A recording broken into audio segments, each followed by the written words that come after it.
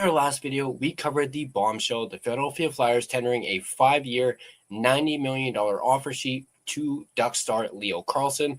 And of course, as we know, he signed it. We talked about the immediate shock, the broken gentleman's agreement, and the chaos it has since created for the NHL as a whole.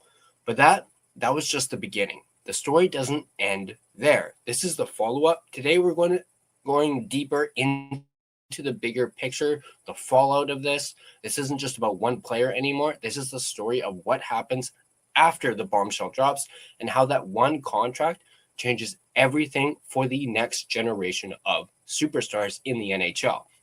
Now, the move has the entire hockey world spinning, of course.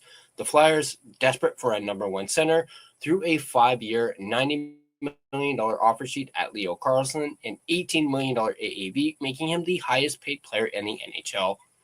Now, the point wasn't just to get the player, it was to start a war. And today we're talking about the consequences of that war, because the ripple effects from this one move will be felt by every single team in the league. And most importantly, it will completely reshape the futures of players like Connor Bedard and Macklin Celebrini. Bedard, by the way, he's eligible for an offer sheet himself. Blackhawks fans, I'd be a little bit worried after this, especially knowing that the Blackhawks and Bedard aren't anywhere close on an extension.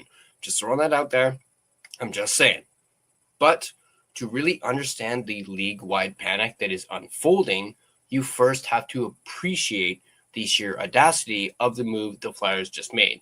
Now, for GM Danny Brière, it was a calculated, franchise-altering gamble. For years, the Flyers have been searching for that true number one franchise center. Now, they saw their guy, and instead of playing the long game, they decided to weaponize their cap space. They didn't just make an offer. They made an offer so ludicrous, so earth-shattering, that it's designed to be impossible to match without any sort of consequence. Now, the contract is massively front-loaded, with $40 million being paid out in the first 12 months alone, thanks to enormous signing bonuses. It's a mountain of cash that most ownership groups would absolutely balk at. And the compensation, as we know, if the Ducks don't match, the Flyers owe them their next 4 first-round draft picks. For decades, that penalty was the ultimate deterrent. It was the gentleman's agreement that we talked about earlier. In action, GMs treated it like a nuclear option, but Danny Brière, he didn't care. He pushed the freaking button. He looked at 4 future draft picks and said, I'll take the proven 21-year-old 67-point franchise center right now. Thank you very much. Now, put yourself in the shoes of Ducks GM Pat Verbeek for a second. You have 7 days. Your franchise cornerstone has just been publicly poached.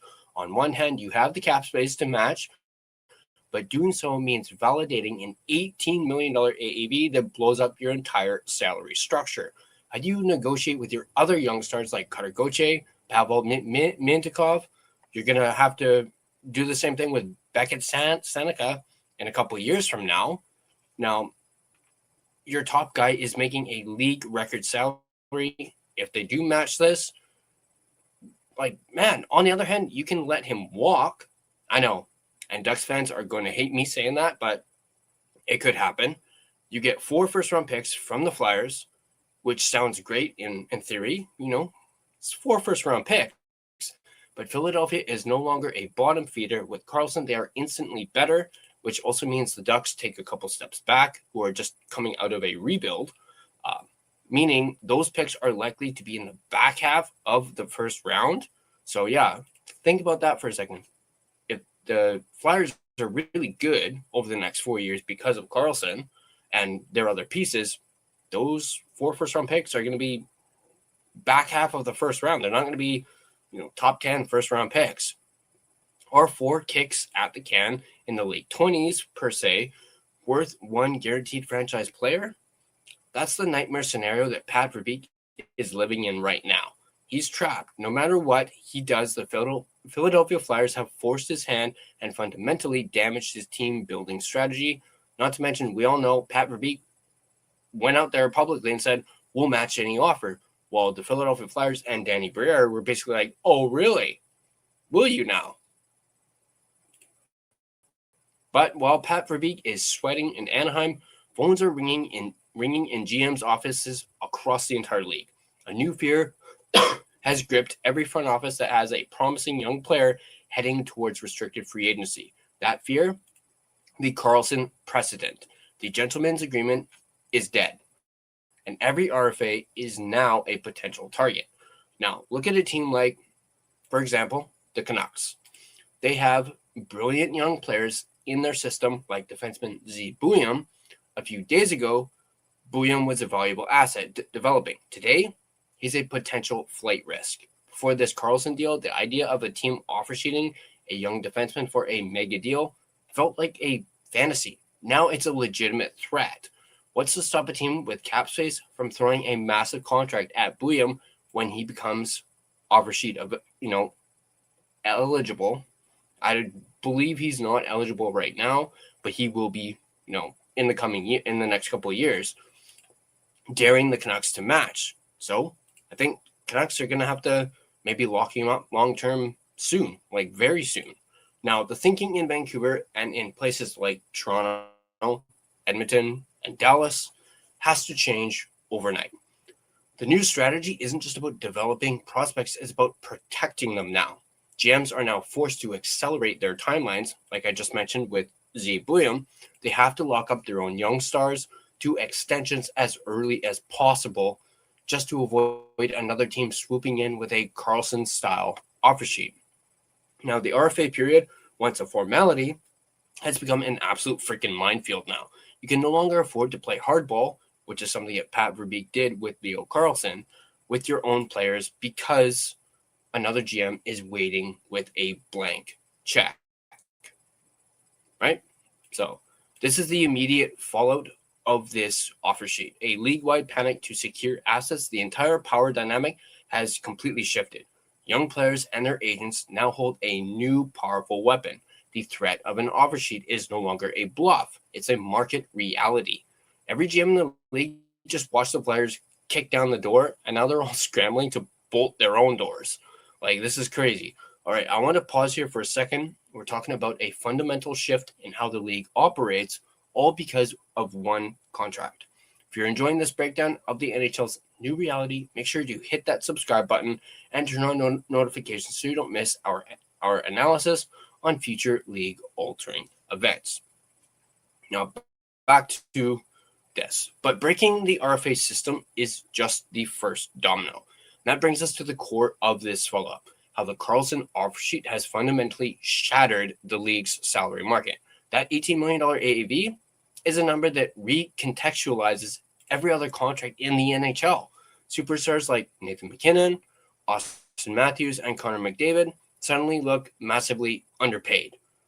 But the real earthquake is being felt in the negotiations for the next wave of superstars, specifically the likes of Connor Bedard and Macklin Celebrini, who we mentioned earlier. Now, let's start with Connor Bedard.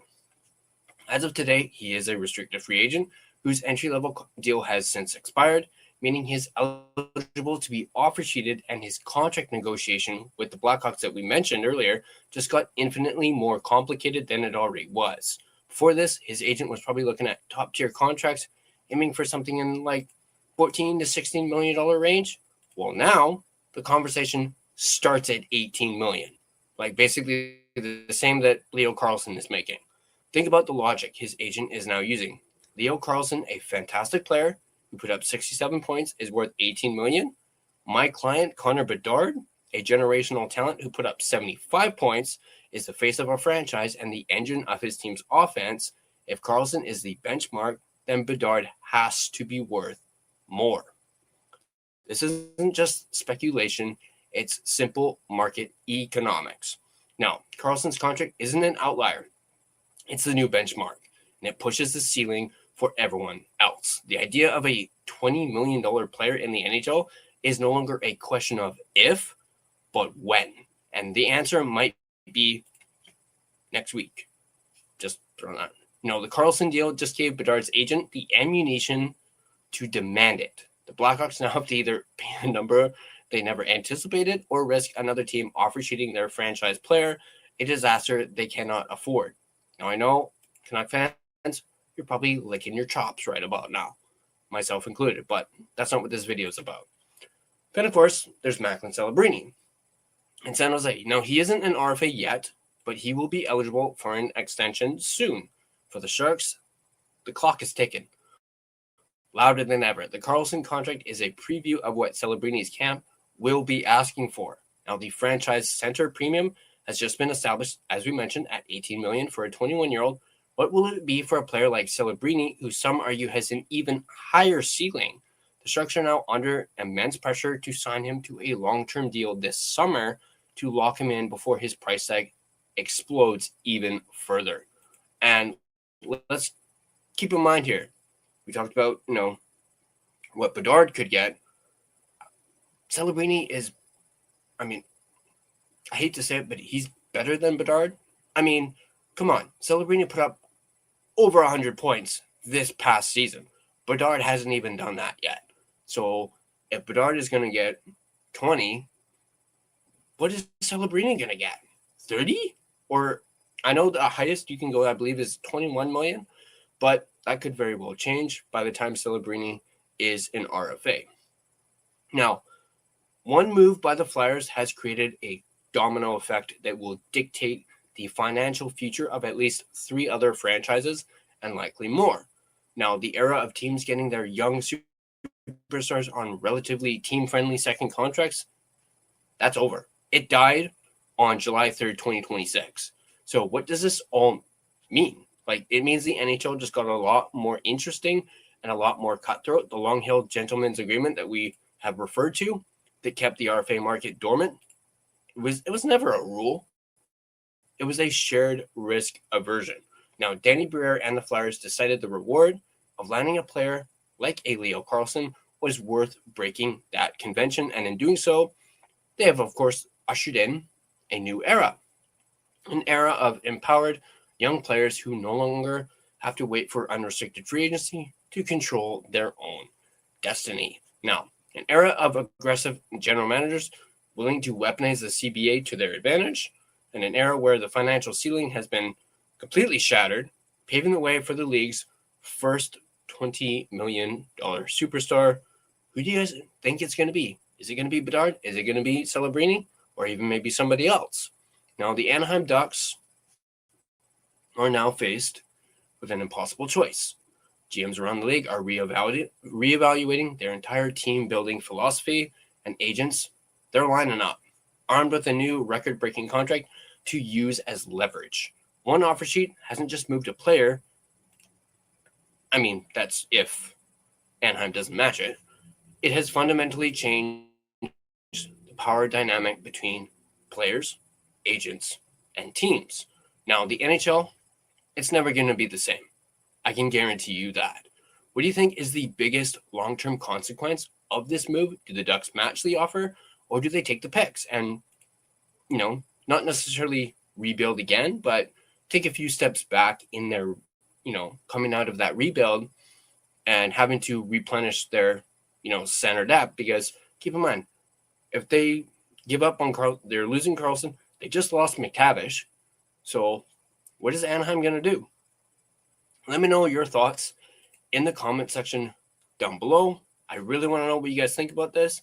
And of course, if you guys enjoyed this video, on your way out, you can like the video and subscribe to the Line Change for more Canucks, NHL, and off-season related content. You can also become a member of the Line Change by smashing that join button. And now, a quick, important message from our friends over at DraftKings.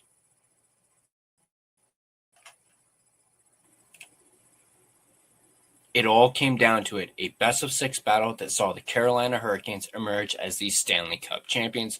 Now, as we enter the offseason, DraftKings has you covered every step of the way. The DraftKings Sports app is now available in all 50 states and includes all markets. Sweat every shift of the series all in one place with one app. New DraftKings customers sign up with code THPN, spend $5 to get $200 in rewards within 21 days. That's code THPN in partnership with DraftKings. The crown is yours. Bet with DK Sportsbook. Gambling problem? Call 1-800-GAMBLER. 1-800-MY-RESET. New York, call 877-8-HOPE-NY or text HOPE-NY. Connecticut, call 888-789-7777 or visit ccpg.org. On behalf of Boot Hill Casino in Kansas, that text pass-through may apply in Illinois. 21 and over. Void in Ontario. Event contract trading with DraftKings predictions involves risk of loss. Sportsbook bonus bets expire in 7 days. $50 in predictions dollars issued weekly for 3 weeks expire in 1 year. Redeem one non-withdrawable reward. Availability varies. Predictions offer void in New York. Ends June 28. Terms at dkng.co/audio.